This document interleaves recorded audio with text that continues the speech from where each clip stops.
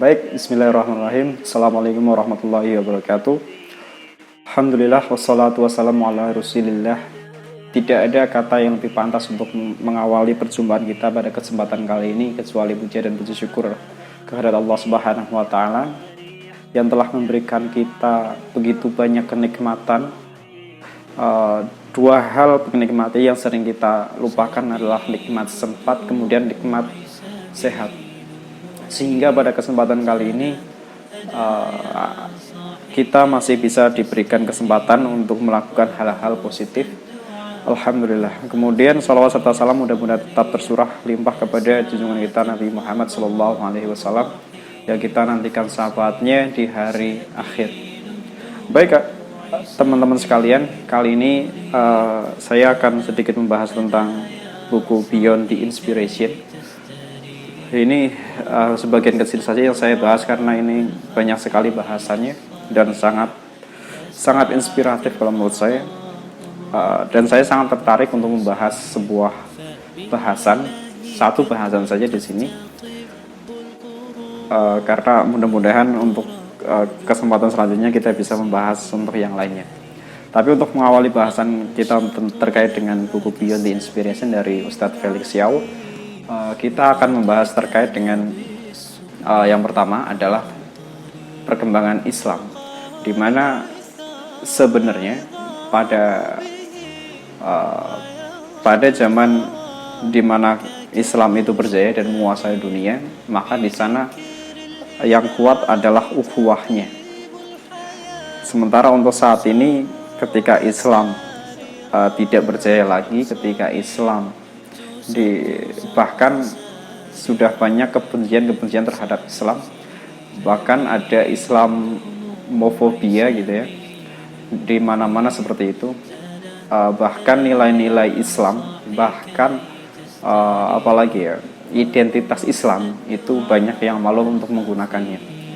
Padahal itu adalah identitas dari seorang dalam beragama. Baik, sebenarnya itu ada di mukadimah ini gitu ya, karena ini terkait dengan bagaimana kita bisa meraih kejayaan kembali dengan Islam yang kita anut, dengan agama Islam, kira-kira seperti itu. Dan ini kita awali untuk pembahasan kali ini adalah terkait dengan dari mana kita berasal. Karena apa? Karena sebenarnya kita hidup itu terkait hanya tentang sudut pandang saja, hanya tentang cara kita memandang dunia saja. Itulah yang menentukan bagaimana kita hidup di dunia gitu ya. Untuk menentukan sudut pandang, untuk menentukan cara memandangnya dari kita dalam kehidupan di dunia ini, maka ada 3 pertanyaan mendasar yang harus kita jawab, dan itu pasti dipertanyakan oleh diri kita saat akal kita sudah balik, saat kita sudah memiliki akal yang sempurna. Saat akal itu sudah bisa digunakan, maka otomatis sebenarnya akan dipertanyakan oleh diri kita. Sebenarnya kita itu dari mana? Kemudian kita sebelum di dunia itu kita dari mana? Kemudian saat kita di dunia itu harus ngapain? Kemudian setelah dunia, yaitu kematian, kita mau kemana? Oke, baik. Kita membahas terkait dari mana kita berasal sebelum di dunia. Banyak sekali teori-teori yang sudah beredar, bahkan yang kita pelajari sejak SMP, kemudian SMA, SMK, SMU. Maka di sana sudah banyak teori ilmuwan dari Barat. Salah satunya adalah teori Darwin. Maka dalam teori Darwin disebutkan bahwa manusia berasal dari kera. Evolusi dari kera menjadilah manusia seperti kita gitu ya. Padahal kita bisa lihat sendiri evolusi kita begini.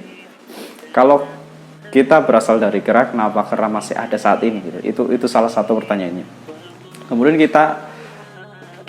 kita bisa melanjutkan pertanyaan lagi sebenarnya. Ketika taruhlah itu benar, maka kera ini berasal dari mana? Apakah itu terjadi begitu saja? Maka ada lagi teori dari beberapa ilmuwan dari Barat yang menyatakan bahwa dunia ini terjadi dengan begitu saja. dunia ini terjadi dengan begitu saja. Maka ini adalah teori yang dianut oleh penganut liberalisme kalau tidak salah. Maka di sana menganut seperti itu. Dunia ini terjadi dengan begitu saja. Dan ini dibantah dengan sangat mutlak gitu ya, oleh ilmuwan-ilmuwan yang saat ini.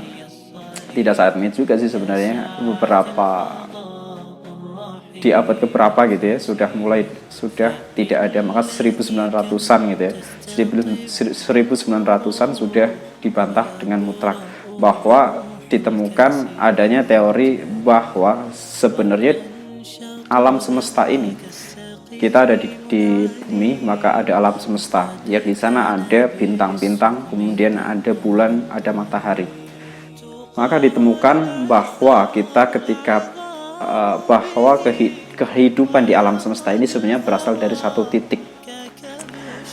Maka setelah dari volume 0 itu menjadi volume tak terhingga, kemudian masa tak terhingga.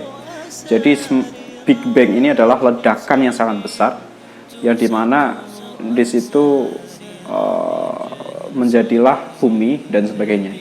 Dan secara tidak mungkin itu terjadi secara kebetulan. Ketika terjadi secara kebetulan, maka tidak akan terjadi seperti halnya bumi yang memiliki struktur yang sangat seimbang. Bagaimana seimbangnya? Contoh, kita ada kadar air di dalam bumi, kita ada kerak bumi, kita ada atmosfer. Maka bagaimana mungkin keseimbangan itu ada ketika itu terjadi dengan begitu saja? Pasti ada kekuatan supranatural yang mengaturnya. Maka sudah pasti kita harus mengakui adanya yang mengatur, yaitu kekuatan supranatural, yaitu Tuhan. Itu yang pertama. Kemudian kita melihat lagi kepada sesuatu yang lebih kecil. Sesuatu yang lebih kecil yaitu ketika kita diciptakan, bagaimana proses kita menjadi manusia seperti ini, seperti saat sekarang, yaitu kita berasal dari sel kelamin jantan dan sel kelamin betina. Satu sel kelamin jantan dan satu sel kelamin betina, mereka bertemu, dan bagaimana mungkin ketika satu sel kelamin jantan yang pada dasarnya itu adalah berasal dari laki-laki, dan sel kelamin betina itu berasal dari perempuan, yang di dalamnya ada saluran-saluran yang sifatnya asam, yang di dalam tubuh perempuan, di dalam tubuh wanita, di situ salurannya bersifat asam. Maka dengan sifat asam tersebut secara sangat sulit untuk organisme masuk gitu ya maksudnya. Maka di situ sudah diatur sedemikian rupa bahwa sel kelamin jantan mampu untuk menembus itu, bahwa sel kelamin jantan mampu untuk menuju pada saluran yang dituju untuk pembuahan. Karena apa? Karena ada saluran spesifik yang digunakan untuk pembuahan, untuk bertemunya antara sel kelamin jantan dan sel kelamin betina. Dan bagaimana mungkin sel ini mengetahui bahwa dia tujuannya ke situ, secara tidak sengaja? Bagaimana mungkin bisa terjadi seperti itu gitu maksudnya. Maka di situ sudah ada yang mengatur dia harus ke sini dan sebagainya secara detail sekali. Detailnya apa? Detailnya adalah sel kelamin jantan memiliki kepala pelindung. Supaya apa? Supaya dia bisa terlindungi dari rintangan-rintangan tadi yang harus sampai pada tempat pembuahannya, saluran pembuahannya, saluran untuk bertemunya dengan sel kelamin betina. Kemudian ada lagi, setelah terjadi pembuahan, maka dia akan berkembang menjadi zigot. Zigot ini akan melakukan selnya gitu ya. Selnya akan menjadi banyak dan masing-masing sel akan berubah menjadi organ yang dibutuhkan. Ada yang menjadi jantung, kemudian ada yang menjadi mata, ada yang menjadi kaki, ada yang menjadi hidung, ada yang menjadi mulut dan sebagainya. Dan bagaimana mungkin itu terjadi dengan begitu saja? Bagaimana mungkin itu membentuk dengan begitu saja? Pasti ada sesuatu yang mengaturnya. Pasti ada sesuatu yang mendesainnya dengan sangat sempurna. Kita diciptakan oleh kekuatan supranatural, yaitu Tuhan. Itu yang pertama. dari mana kita berasal. Kemudian segala sesuatu memiliki fungsi. Semua yang dibuat itu memiliki tujuan, gitu maksudnya. Semua yang dibuat itu memiliki tujuan. Contohnya adalah kita membuat sepeda, maka tujuannya adalah untuk memudahkan kita dalam bertransportasi. Kita membuat mobil, tujuannya adalah untuk memudahkan kita dalam transportasi juga. Kita membuat celana, tujuannya adalah untuk menutupi bagian bawah kita, menutupi badan kita gitu ya.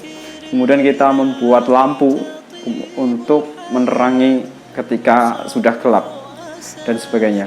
Maka setiap hal ataupun setiap benda yang kita buat, yang kita miliki, dia memiliki tujuan dan dia memiliki manual instructions. Manual instructions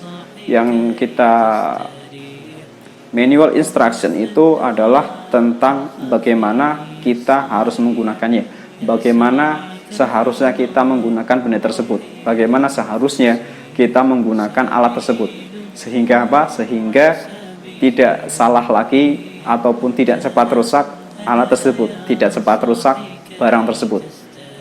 Kemudian fungsinya akan sesuai dengan yang diinginkan oleh yang membuatnya gitu maksudnya.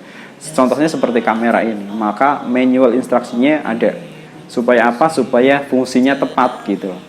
Kalau tidak sesuai dengan manual instructions, contoh dia harusnya baterainya itu diambil ketika sudah tidak digunakan. Maka ketika dipasang terus, dia akan rusak. Contohnya kayak gitu, akan cepat rusak. Begitupun juga dengan manusia. Maka manusia itu diciptakan pasti ada manual instructions. Maka tinggal kita memilih manual instruction mana yang benar-benar tepat, manual instruction mana yang berasal dari sang pencipta tersebut. Oke, kita hidup di Indonesia dengan 5 agama yang berbeda. Maka 5 agama tersebut memiliki manual instructions. Maka dari 5 manual instruction tersebut kita bisa melihat di dalam Al-Quran. Itu adalah manual instruction untuk orang Islam. Di sana kita melihat adanya dzalikal kitabul la raiba fihi hudal lil muttaqin. Kitab Al-Quran ini tidak ada keraguan di dalamnya, petunjuk bagi mereka yang bertakwa.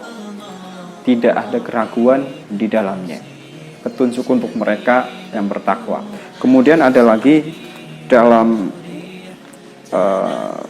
Al-Quran di surat Al-Baqarah masih, yaitu ayat 23, yang artinya adalah, dan jika kamu tetap dalam keraguan tentang Al-Quran yang kami wahyukan kepada hamba kami Muhammad Sallallahu Alaihi Wasallam, buatlah satu surah saja yang semisal Al-Quran itu, dan ajaklah penolong-penolongmu selain Allah jika kamu orang-orang yang benar.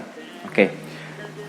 Dari kedua ayat tersebut sebenarnya itu adalah segel dari Al-Quran, bahwa Al-Quran ini sudah sempurna. Al-Quran ini berasal dari Allah Subhanahu Wa Taala, Tuhan pencipta alam semesta. Dan justru Al-Quran ini menantang bahwa silahkan datangkan satu surah saja yang semisalnya, dan silahkan ambil teman-temanmu, ambil sahabat-sahabatmu yang pintar gitu. Dia justru menantang jin dan manusia untuk membuat satu surah saja gitu ya. Berbeda dengan kitab-kitab yang lain, buku-buku yang lain.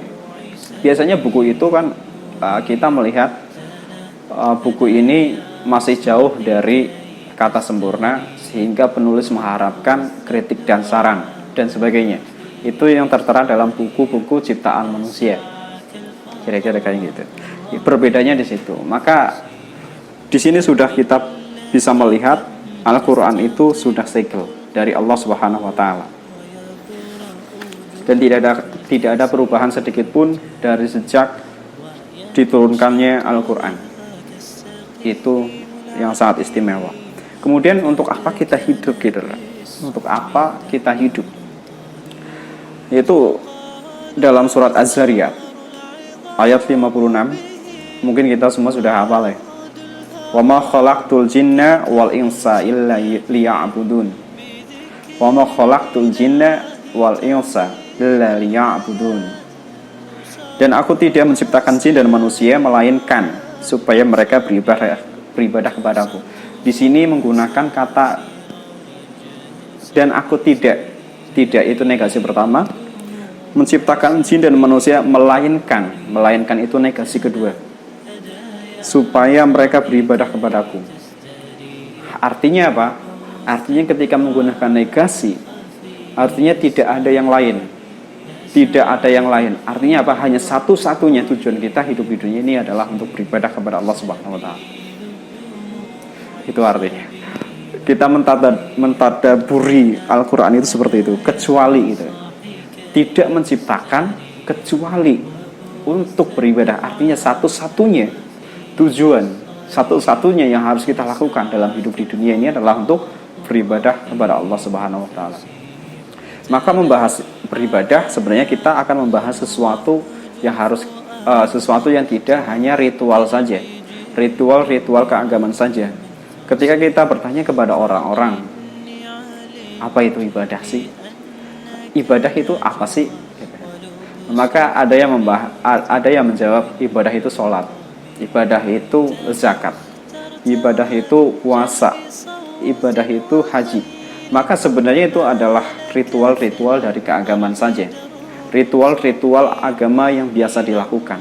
Bisa saja mereka melakukannya bukan karena mereka yakin dengan agamanya, tetapi hanya karena biasa melakukannya dari orang tuanya, dari sesepuh-sesepuhnya.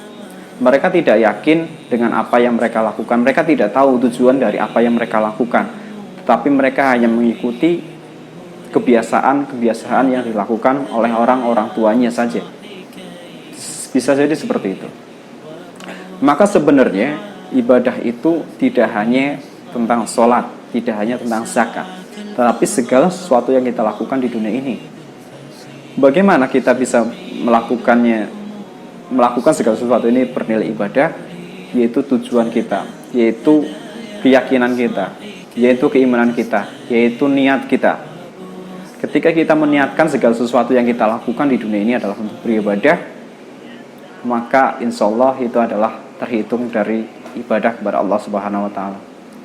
Adapun sholat, adapun zakat, adapun puasa dan yang lainnya, itu adalah sesuatu kewajiban, karena itu adalah termasuk dalam rukun Islam, gitu ya. Ketika ibadah ritual seperti tadi itu dilakukan dengan mengetahui, dengan memahami, dengan meyakini bahwa itu adalah perintah Allah dan itu adalah bertujuan untuk beribadah, bukan hanya mengikuti saja, bukan hanya sekedar ikut-ikutan saja, dan khusyuk dalam melakukannya, gitu ya. Maka insya Allah segala sesuatu yang lain akan benar. Karena apa? Karena kita juga mengetahui barang siapa yang sholatnya benar, maka sesuatu yang lainnya akan benar. Jadi kira-kira gitu. Makanya sholat itu akan dihisab pertama kali. Kemudian selanjutnya itu kita sudah tahu untuk apa kita hidup di dunia, apa yang harus kita lakukan di dunia, gitu ya. Maka selanjutnya adalah mau kemana kita setelah mati. Terima kasih. Mudah-mudahan ini membantu dan bermanfaat untuk kita semua.